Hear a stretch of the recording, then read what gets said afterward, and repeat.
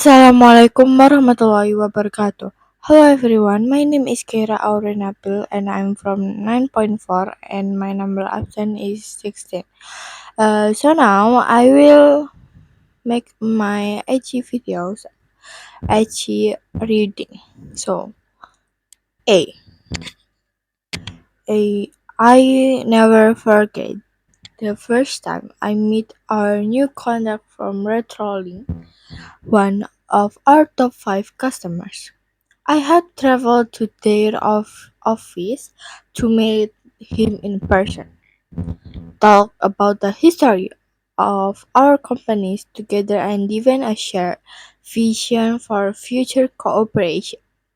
I want to focus on building a good relationship with him, which will be a good foundation for working together. So, when we meet, I want to make a good impression and also show him respect. I greeted him with a handshake and addressed him by his surname. When I put my hand out, I realized he had been moving in to give me a hug. So we did an awkward mixture of the two. Also, when I greeted him by surname, he responded politely towards using my first name. It was all a little uncomfortable. In this situation, I guess I made assumption about the level of formality he expected, even though he had never met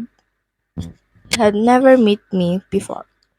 He knew our two companies had been doing business with each other for years and he wants to build on that history by being less formal with me from the beginning. The real learning here for me was that I should assume we all have the same ideas about meeting people for the first time. Part B. I never worked with a virtual team on an international project before. It was quite exciting, though also challenging to work with people from different countries, many whom I will never actually get to meet in person. There were a lot of things that were different about working in the same office, and it was quite challenging at the beginning. For example, there were different time zones, different its system, and even different local regulation, which impacted on what each person was allowed to or able to do for the project. There were also interpersonal differences, such as different ways of work, approach to deadlines, and when to reply to emails. And we should not forget the fact that English project language and that most people on the team had to work in a language which they first.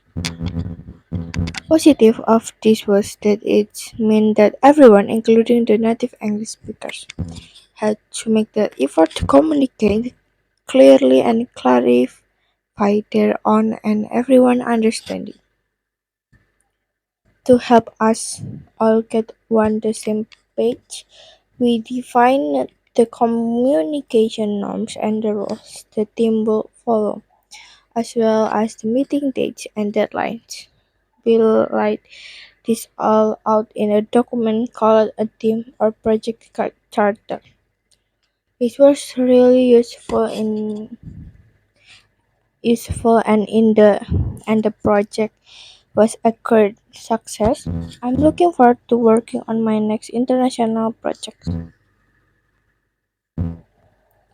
See, I went through a bit of a rough patch last year at work. I was already committed to too much, and then we lost a team member through during and I quickly become overloaded. This led to me doing too much overtime and feeling very stressed. My boss was really helpful and she pushed she pushed back against the unrealistic targets that had been set for our department. She also introduction me to the smart approach to goal setting. In acronym SMART, use you used it to create goals that are specific, measurable, achievable, relevant, and timely. I use I use this approach to deal with all of the things that were overloading me. It helped me to prioritize some tasks, to do some letters, and to drop some completely. I often use this approach now and feel much more in control of my team and workload. D. Have you ever missed a flight or had one cancelled? I did it happen to me last week. My flight home from a business trip was the last one of the day and we were told it was going to be delayed. Be delayed. Be delayed. That's always a risk at the end of each day. The crowd kept extending the delay until eventually they canceled the flight completely. They then told us to go back through the airport to the departures area to talk to there again, who will organize hotel for everyone and rebook use on the following day's flight as soon as they made the announcement about the cancellation. I know I had to think quickly as it would not be likely that the flight will have capacity to take everyone from my cancelled flight.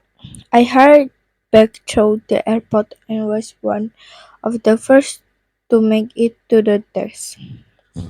It turned out to be a good idea, as there were only 9 seats available on the flight the next morning. Everyone else had to fly to a different airport and then continue back to our destination airport in coach.